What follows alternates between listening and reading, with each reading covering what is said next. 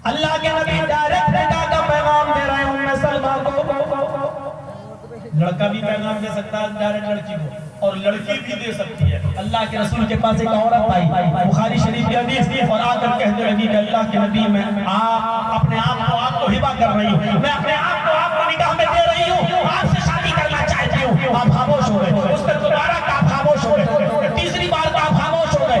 साहब बैठे थे, अल्लाह के रसूल अगर आपको जरूरत नहीं है तो मेरे साथ कर दीजिए, अगर आप नहीं चाहते तो मेरे साथ कर दीजिए। आपने कहा ठीक है मैं तो नहीं कर सकता, तुम करोगे? उसने कहा हाँ। उस औरत से पूछा तो इससे करोगी? कहा आई तो थी आपके लिए, अगर आप नहीं कर सकते तो मैं इसके साथ कर लूंगी, मेरा कोई नहीं है आगे पीछे, मुझे सहारा चाहिए। आपने उस साहबी से कहा कुछ है देने के लिए, क्या दोगे तुम अपनी बीवी को? मेहर जहेज नहीं पूछा, तुम्हारे बाप नहीं है, भाई नहीं है, बाइक कौन देगा, ऊंट कौन देगा, खच्चर कौन देगा, घोड़ा कौन देगा, लड़का कपड़े की दुकान पर बैठता है, कपड़े की दुकान का चेक कौन देगा, ये नहीं चाहता। आपने साहबी से पूछा ये शादी करने के लिए आई है, मैं नहीं कर सकता, तुम तैयार हो, अपनी बीवी को मेहर क्या दोगे? कहने लगा मां इंदी शै'उन नहीं है मेरे पास। आपने कहा घर जाओ कुछ लेके आओ। घर गया और आया, कहने लगा कुछ नहीं मिला। मां वजदतु शै'अन या रसूल अल्लाह, कुछ नहीं मिला। आपने कहा दोबारा जाओ, लोहे की अंगूठी मिल जाए वही ले आओ। वो दोबारा गया, फिर आया, कहता है कि मां वजदतु खातमन मिनल हदीद, लोहे की अंगूठी भी नहीं मिली। है इतना गरीब इंसान, लोहे की अंगूठी तक नहीं मिली बीवी को मेहर देने के लिए। आपने कहा अच्छा अब क्या होगा? उठ के जाने लगा। आपने कहा कहाँ जा रहे हो? कहा कुछ नहीं है, खेती बाड़ी करूँ जा रहा हूँ, बगीचे में जो काम करता हूँ करूंगा। जब कुछ है ही नहीं तो निकाह कैसे होगा? जहेज के बगैर निकाह होता था, लेकिन मेहर के लिए बड़ा मुश्किल था कि कैसे देंगे। सोच रहे हैं आप? अल्लाह के नबी ने कहा इधर बैठो, कुछ भी नहीं है तुम्हारे पास। सोच के कहता हाँ एक चीज है, याद आ गई। का क्या है? अल्लाह के रसूल एक लुंगी है, इंदी इज़ार, एक लुंगी है मेरे पास। आपने कहा अच्छा जाओ वही ले आओ। कहा नई नहीं है, पुरानी है। क्या करते हो? कहा जब सोता हूं तो पहन लेता हूं। आपने कहा मुस्तअमला लूंगी, इस्तेमाल की हुई? कहा वो दोगे तुम? कहा दे कहां रहा हूं, बता रहा हूं ये है मेरे पास। कहा कि अच्छा चलो वही कर दो मेरी बीवी को। तो कहता कि ठीक है आधी दे सकता। आपने सर पकड़ के कहा अरे आधी? दो एक लड़की को फाड़ दोगे, आधी बेचारी उस औरत के किस काम आएगी? और फिर आधी का तुम क्या करोगे? उसने कहा कुछ भी करूं ना करूं, कहीं बिछाकर बैठने के काम तो आएगी। और फिर आधी उसके किसी काम की नहीं रहेगी, वो क्या करेगी आधी लुंगी का? कहने लगा कुछ भी हो पूरी तो नहीं दे सकता, है ही नहीं। आपने कहा अच्छा ओहो लुंगी तक नहीं है उससे, और है भी तो एक पुरानी, और शादी करना चाहता है। ये तसव्वुर होगा हमारे समाज में? करोगे? करोगे ये तसव्वुर? नहीं कर सकते। आपने कहा चाहिए बताओ तुम्हारे पास कुरान तुम्हें कितना याद है? जब कुरान का नाम लिया तो कहने लगा सूरे मुल्क याद है, सूरे हशर याद है, सूरे हाशा याद है, सूरे क़यामा याद है, सूरे नबा याद है, सूरे जुमा याद है, सूरे मुनाफिकून याद है। इतनी सूरतें याद है तुम्हें? सहाबी क्या यही सूरतें तू अपने होने वाली बीवी को सिखा सकता है, याद करा सकता है? कहने लगा हाँ। उस औरत से कहा तेरे शौहर के पास कुछ नहीं है देने को, कुरान की ये सूरतें तुझे याद करा सकता है। अगर यही मेहर बना दूं मैं, ये मेहर बना दूं कि कुरान की सूरतों को तुझे याद करा देगा, सिखा देगा, ये तेरा मेहर है, तो क्या इस मेहर को तू कबूल कर लेगी? इस मेहर को एक्सेप्ट करके इससे निकाह के लिए तैयार है? कहने लगी हाँ। अल्लाह के रसूल जिसके निकाह में कुरान की सूरतें मेहर बन जाए, उससे ज्यादा बाबरकत और पाकीज़ा निकाह किसका हो सकता है? आपने खुद निकाह पढ़ाया, उस लड़की के माँ बाप नहीं थे इसलिए आप खुद उसके वली बन गए। आपने निकाह पढ़ाकर उस औरत को रुखसत कर दिया। मेरे भाइयों न बारातियों का पता, न मेहंदी का पता, न हल्दी का पता, न उमड़ने का पता, न नाचने वाले नशनियों का पता, न मानने वाले हिजड़ों का पता, न छक्कों का पता, न बाराती चोर लुटेरे बन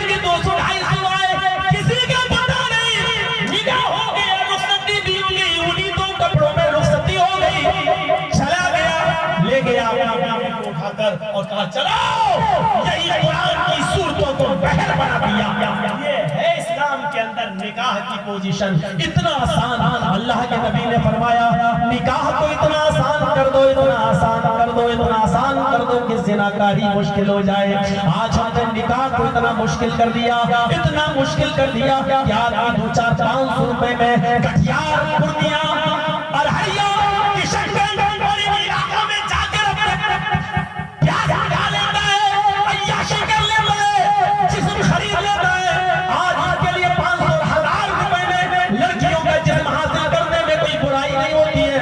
मेरे भाइयों, जरा तसव्वुर करो कि क़यामत के दिन मैदान महशर जहन्नम में ऐसे लोगों को कौन सी चीज पिलाई जाएगी, क्या मैं उस तरफ नहीं जाना चाहता। जरा सोचो कि अल्लाह के नबी ने फरमाया निकाह को आसान कर दो। आज हमने निकाह को कितना मुश्किल कर दिया। जहेज की वजह से लड़कियां बैठी हुई हैं। आओ जरा हमारे यूपी में, चलो जरा महाराष्ट्र की तरफ आओ, चलो जरा मैं उस तरफ लेके चलता हूँ जहाँ बीजेपी की गवर्नमेंट है। इस हिस्से को यूट्यूब से काट दीजिएगा जो मैं बोल रहा हूँ, बीजेपी का लफ्ज़ इस हिस्से को यूट्यूब से काट दीजिएगा। मेरे भाई को चलिए मैं आपको दिखाऊं उन बस्तियों के अंदर क्या खुली हुई इजाजत मिली हुई है। लड़कियों को अपने स्कूलों में दाखिला दो, लड़कों को दाखिला मत दो। मुस्लिम को, लड़कियों को ऑफिसों में नौकरियां दो, लड़कियों को हर जगह मुस्लिम लड़कियों को लो और इनसे प्यार करो और प्यार करके इनको अपने चंगुल में लो और इतना प्यार करो कि तुम्हारी दीवानी बन जाए, तुम्हारे बिना न रह पाए। फिर इनसे शादियां करो और शादियां करके एक दो बच्चे पैदा करके इनको छोड़ दो। ये मंसूबे तुम्हारे बन चुके हैं। मुसलमानों, अगर जहेज खत्म करके जल्द से जल्द अपनी बालिग लड़कियों का तुमने निकाह न करवाया, समाज और सोसाइटी वालों अपनी समाज में 15, 16, 17, 18 साल की इन लड़कियों पर नजर रखो और जल्द से जल्द इनकी शादियों का इंतजाम करो और बगैर जहेज के शादियां करा के इनका घर बसवाओ, वरना वो दिन दूर नहीं है जब तुम्हारी बेटियों के पेट से राम घर पैदा होंगे, प्रेमचंद पैदा होंगे, कोई ये पैदा होगा, कोई वो पैदा होगा और फिर तुम्हारी लड़कियों को तलाक कर दी जाएगी। तुम बाप होकर अपनी बेटी को दफन नहीं करोगे और उस समाज में रहकर वो चिता में भी नहीं जलाई जाएगी। हमारी बेटियों के जिस्म दबाए होंगे, चकलों पर बिकेंगे। मेरे भाइयों, यही प्लानिंग है, यही मंसूबा है। तुम सोच रहे हो कि हमारी बेटियों को वो अपने घर की बहू बनाएंगे। अरे जो ऊंची कौम के लोग आज तक अपने दलित समाज को अपने मंदिरों में जगह न दे सके हो, आज वो अपनी थाली में बिठाने के लिए तैयार न हो, एक हिंदू ही कोई थाली में बिठाकर खिलाने के लिए तैयार न हो, एक हिंदू ही आज मेरे भाइयों वो अपने मंदिर में अपने साथ खड़ा होकर पूजा करते हुए देखने के लिए तैयार न हो, आपकी बेटी को वो अपने घर की बहू कहां से बना लेगा। मेरे भाइयों, इतना समझने की कोशिश करो, ये सब कुछ रोक सकते हो अगर जहेज की लानत को खत्म कर दिया अपने मुआशरे से तो। समझा? मीर तकी मीर का वाकया सुनेगा। एक ही बेटी थी, बड़ा अच्छा बिजनेसमैन लड़का तलाश कर रहे थे और बिलाखिर मिल गए। शादी में 10 दिन रह गए, उसने डिमांड कर दी। कहा अरे बाप, इतना कहां से लाऊंगा। उसने सोचा कोई बात नहीं, एक ही बेटी है। उसने दुकान बेच दी और चुपके से अपना मकान भी बेच दिया। सोचा बेटी तो चली जाएगी, हम तो अब मस्जिद के हुजरे में रह लेंगे, कहीं भी अपनी जिंदगी गुजार लेंगे। लेकिन बेटी के लिए लड़का बड़ा नेक ढूंढ लिया, बड़ा अच्छा। चलो चलो चलो, बिजनेसमैन, शादी हो गई, डोली सज गई, निकाह हो गया। मीर तकी मीर की बेटी की रुखसती हो रही है। जब वो अपने शौहर की बहनों के साथ जाने लगी, मीर तकी मीर की बेटी की किसी सहेली ने उसके कान में कह दिया, बहन तुम तो आबाद हो गई, लेकिन तुम्हारा बाप बर्बाद हो गया। पूछा क्या? कहा दुकान बिक गई, मकान बिक गया। तुम्हारी खुशी के लिए उसने सब कुछ कर दिया। एक तो रुखसती पर रोना और दूसरा ये सदमा। बहरहाल ससुराल गई, औरतें निशाना बनाए रही देख देख कर, और फिर रात को कमरा खाली कर दिया गया। घर की औरतों ने उसके शौहर को घर के अंदर भेजा, कमरे में जाओ, तुम्हारी पहली रात है और ये अरमानों और तमन्नाओं वाली रात होती है, जाओ अपनी बीवी के पास। वो जाता है घर में, लेकिन उसकी बीवी उसको अपने पास बैठने नहीं देती है। कहती है कि तुमको मुझसे प्यार नहीं था, तुम तो मेरे बाप के माल से प्यार करते थे, तुमने 10 दिन पहले डिमांड कर दी, मेरा बाप बर्बाद हो गया, उसकी दुकान बिक गई, उसका मकान बिक गया। मैं कितनी बदनसीब हूं कि मैं पहचान नहीं सकी कि मैं किससे निकाह करूंगा। उसने कहा देखो आज की रात हुज्जतों की रात नहीं है, पूरी जिंदगी पड़ी है, कभी लड़ लेना। उसने कहा काहे की रात, कौन सा प्यार, मेरे बाप की छाती पर बुलडोजर चलाकर प्यार का तमाशा करते हो तुम मेरे साथ। जाओ, जो माल तुम्हें चाहिए था वो तुम्हारे घर में तुम्हारी माँ के पास रखा हुआ है, जाओ उसी के पास लेटो, चूमो, चाटो। इसने कहा देखो तुम अच्छा नहीं कर रही हो मेरे साथ। उसने अपनी बीवी के बाल पकड़ना चाहे, उसको थोड़ा सा जबरन अपने करीब करना चाहा। उसने दर्दनाक चीख मारी मीर तकी मीर की बेटी ने, और चीख मारते ही जमीन पर गिरी और गिरते ही रूह उसकी कब्ज से उनसुली से परवाह कर गई, अटैक कर गया। थोड़ी देर में जंगल में आग की तरह यह खबर फैल गई। मीर तकी मीर अभी जाग ही रहा था कि फजर की नमाज पढ़ने के लिए मीर तकी मीर जब अपने घर जाता है, मस्जिद में जाता है, उधर लड़की के ससुराल वाले खबर लेके आते हैं और मीर तकी मीर से कहते हैं नमाज से फजर के बाद तुम्हारी बेटी इस दुनिया से रुखसत हो गई, उसको हार्ट अटैक पड़ गया, मर गई। मीर तकी मीर अपने घर जाते हैं, अपनी बीवी को खबर देते हैं और लेकर अपनी बीवी को बीवी के ससुराल, बेटी के ससुराल जाते हैं। पता चलता है सुबह सूरज निकल चुका है, बेटी को गुस्ल दिया जा रहा है। बेटी को गुस्ल देने के बाद, सफेद कपन में लपेटने के बाद, नाक में कॉटन ठूसने के बाद एक नजर हुक्म होता है मीर तकी मीर से कि अपनी बेटी को तुम देख लो, आखिरी दीदार कर लो। मीर तकी मीर जब अपनी बेटी का आखिरी दीदार करने के लिए जाते हैं और अपनी बेटी के पड़े हुए सफेद कपन पर नजर डालते हैं, तो कहते हैं लोगों अभी कुछ देर पहले तो मेरी बेटी के जिस्म पर लाल रंग का सुर्ख रंग का जोड़ा था, ये सफेद रंग का कफन तो मैंने नहीं दिया था, ये मेरी बेटी को किसने दिया है? जवाब मिला तुम्हारे दामाद की तरफ से बेटी के ससुराल वालों ने पहनाया है। मीर तकी मीर ने फरमाया ये चीज मैंने दी नहीं है, जो जो मांगा लिस्ट मेरे पास है, ये है वो लिस्ट, मेरा दामाद का है, ये मेरे दामाद इस लिस्ट में ये चीजें सब चीजें मौजूद है, इस लिस्ट में कफन नहीं है, तुमने कफन नहीं मांगा, बस यही एक चीज दिया तुमने मेरी बेटी को, बकिया सारी चीजें तो हमने दी है। ये क्या है?